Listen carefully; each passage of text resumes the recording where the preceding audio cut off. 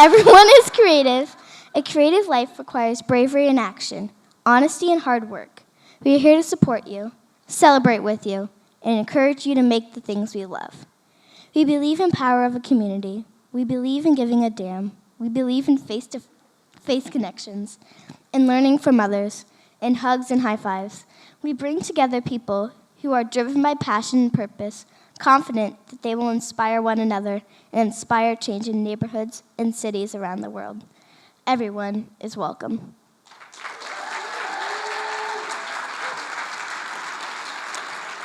That's my oldest baby. All right, on to the main event. Please help me in warmly welcoming Alex and Sonja Overhiser to the stage.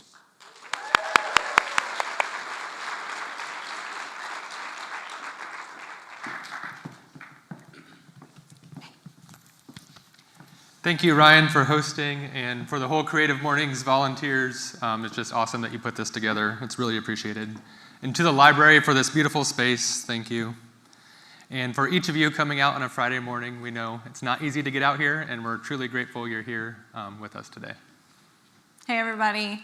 Thanks for coming. Alex and I were looking at your pictures online a couple days ago, and I must say you are even more good-looking in person. So thanks for being here. We're Sonja and Alex, college sweethearts, married over 10 years. We live in Broad Ripple with our son, Larson.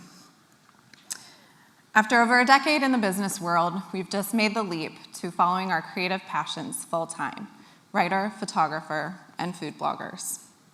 As the culmination of our creative work, we recently wrote and photographed a cookbook called Pretty Simple Cooking. It's now available on Amazon and other online retailers, and physical copies will arrive February 6th.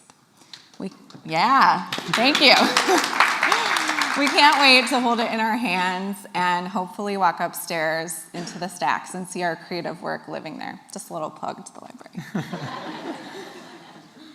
But let's talk about the backstory. Today we're talking about context. When we say context, we're talking about those interrelated components and conditions around all of us. The triumphs, the trials, and the stories that surround each of us as a creative person. Today we're looking at context through two lenses. One, how can understanding your context make your creative work better?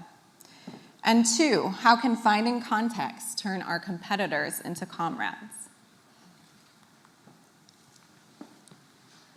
The digital world, the internet, smartphones, social media, it's everywhere. It affects everything and all of us.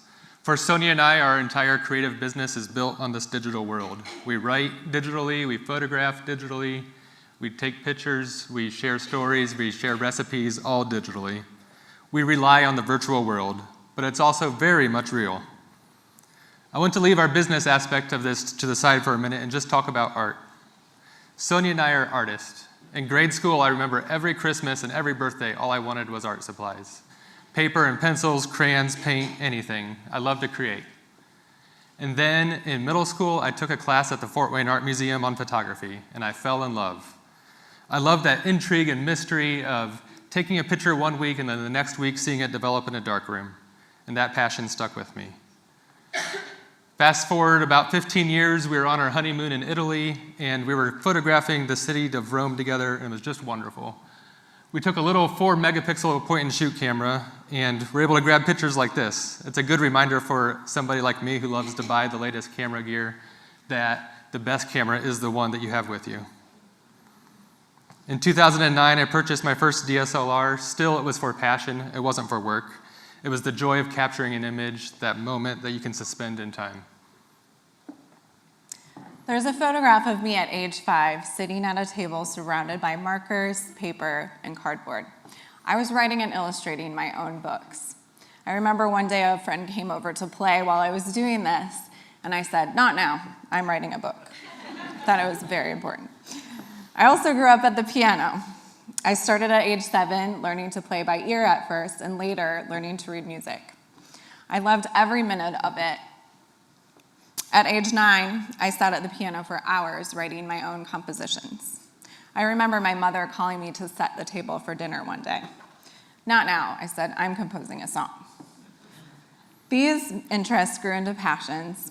I played music competitively through high school and went on to major in music and journalism in college. I can't remember a time growing up that I was not writing words or playing music. I know many of you here have similar stories. Whether it's your profession or a passion, there's an artist at your heart, at your very core. Unfortunately, I have some bad news for you. You stink. I'm kidding, of course, you're all awesome. But this is a feeling that sometimes takes over my brain.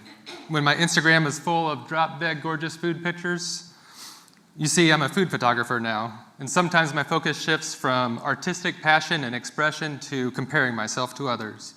I try to follow trends, I try to do lighting and styling and mood boards like everyone else, and when I'm in this place, my art suffers. I don't make any strides. There's too much wonderful talent in the world, and it moves too quickly. We can't keep up. Trying to be the best by comparing ourselves does not work. And it's all of our creative fields. There's this natural, unhelpful desire to compare our work to others. And that's when we get stuck into this cycle of stink. Thanks for that depressing take on being an artist, Alex. Yes. Truth is, if you want your creative work to matter, it has to be fully you. And to make something fully you, you need to understand your own context. Food is the place where Alex and my creative passions meet. 10 years ago, we were newly married and we didn't know a thing about cooking. Literally. Even cooking spaghetti was way too hard for me. We survived on breakfast cereal and Hot Pockets. But we realized if we wanted to start inviting people over for dinner, we needed to learn a recipe or two. We picked up a Julia Child cookbook, and guided by her relatable instructions and vibrant personality, we cooked something, and it actually tasted good. This introduction to food as a creative and delicious outlet lit a fire in us. Like most artists, when we get inspired, we become consumed. We cooked every night and every weekend. Some of it was good, some of it was just terrible. Alex took pictures of the food, not to share online, but just because he loved it. I told person after person how brilliant Julia Child's writing was and how her personality just sprang out of her cookbooks. Soon, our creative nature led us to creating our own takes on recipes, and not long after that, a food blog was born. This was 2010. It was a different world online. The concept of blogs was still novel. It wasn't professional or cynical. You could just grab WordPress or Blogger and slap a template on there, and away you went. Social media was still fresh. I think Twitter crashed about once a week. I don't know if you remember the old fail whale.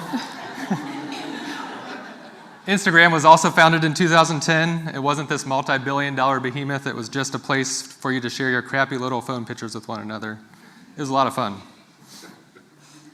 What the blog meant to us was that we had a tangible place to practice our art. Recipe development, food writing, photography, we loved it all. And we loved having a place to share week after week and year after year. And we really needed that practice. Our art really did stink a little bit in those early years. Not terrible, but not great. You've seen that Ira Glass quote about the difference between young creatives' taste and their skill. We were living in that space. We loved every moment, but we weren't quite able to create what we could imagine in our minds. The digital world moves fast. This was especially true in the blogging space. In 2015, 5 years into blogging, we felt like maybe the world was passing us by. We finally felt like we had recipes that we could be proud of and photographs that we could also be proud of. But there were just so many food blogs out there. It seemed like everyone else was doing amazing things, and maybe we were just puttering along. Was blogging dead?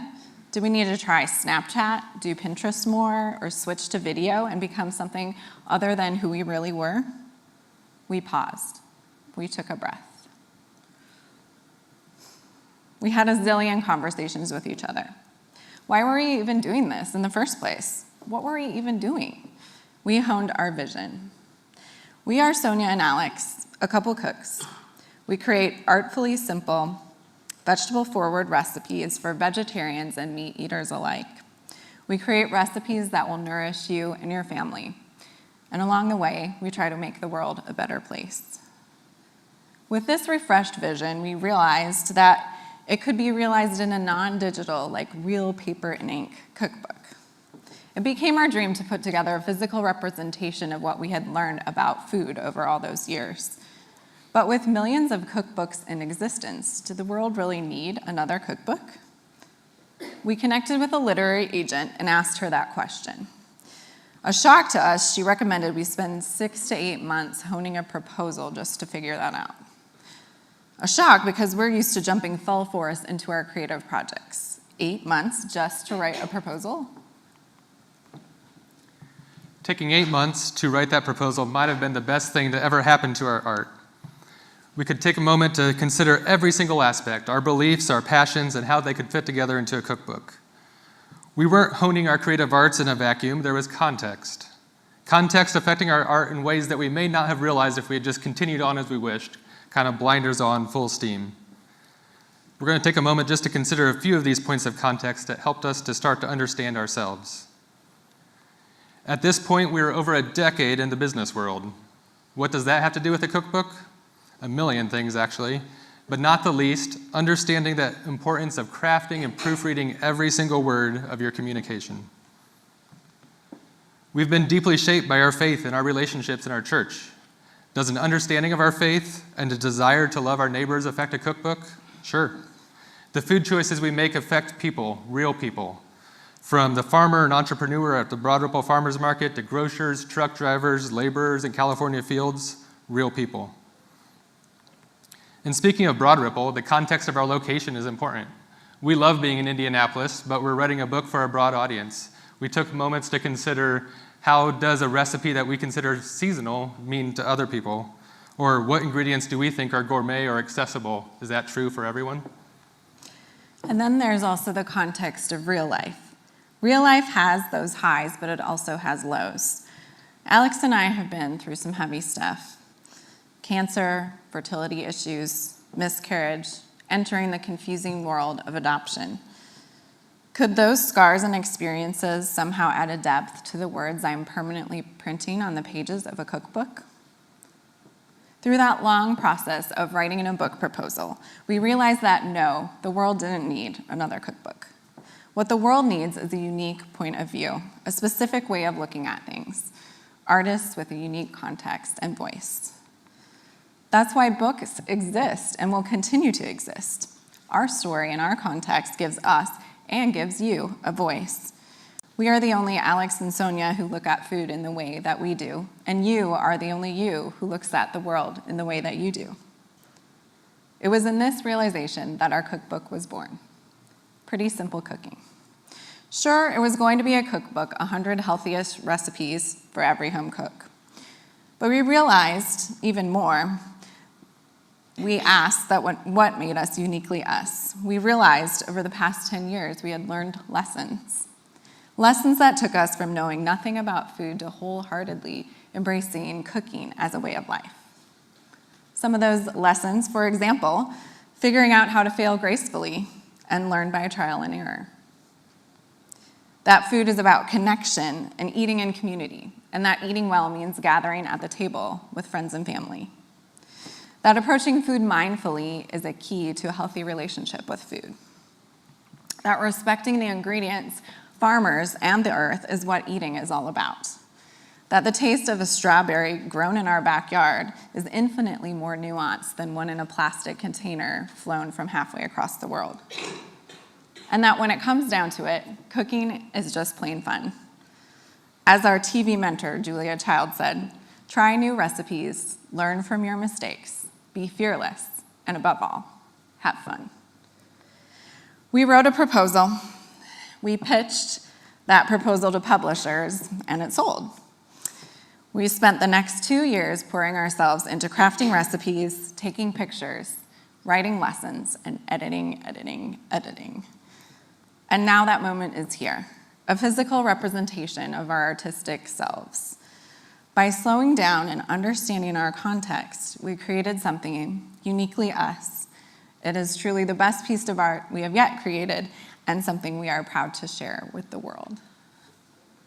How about you? How can digging deeper into your own context apply to your business, to your art, to your activism? Now, understanding our context can make us better artists, but we promise something more magical. Context can turn upside down our concept of competition. Let's take an example from inside the world of Sonja and Alex. If you ask Google, there's something like 250 million blogs out there, 3 million food blogs, billions and billions and billions of recipes. How's that for competition? It's daunting. And so many of them are great. The reason we got into this field in the first place is because we love other authors, other photographers, other bloggers, truly talented people who are creating great work. But the beautiful thing about the digital world is that it allows us to connect instantly. I just got an Instagram notification that somebody tagged me while I'm up here. Instantly. For years, we've taken advantage of that opportunity. We connect with other bloggers and photographers and authors that we've admired. And slowly, conversation after conversation, a really helpful truth has become apparent. You see, context turns competitors into comrades. Because each artist has their own story, we aren't really competing at all. A few examples. For us, how about a blogger with the most inspiring, relatable words? She hates taking pictures and only blogs for the opportunity to write. How about another with the most insanely beautiful recipes and aesthetic? He uses his work purely as a creative outlet from the day job. Another woman bakes cakes and uses her blog as a space to tell her family history of cooking and baking. Sure, there are even other vegetarian bloggers and cookbook authors very similar to us. Should we scrap for the same piece of pie? In reality, we don't have to. Because even within a genre, each of us are unique people with different contexts. And the world supports an infinite amount of people with different contexts. Some of those vegetarian cookbook authors have even approached us to co-promote our work together. People buy more than one cookbook because they're each written from a different perspective. We do not have to operate out of a scarcity mentality. When we look at the individual, at the story, at their actual motivations and goals, we realize those wonderful men and women aren't competition. They're comrades. I can't imagine how much poorer our lives would be without these relationships in our creative and business community. If we had feared the so-called competition, lived in jealousy of their art or opportunities, not only would Alex and I have so many less fulfilling relationships, we would literally have less money in our pocket. How about you? Who do you consider competition? And how could you use your context to see them as comrades?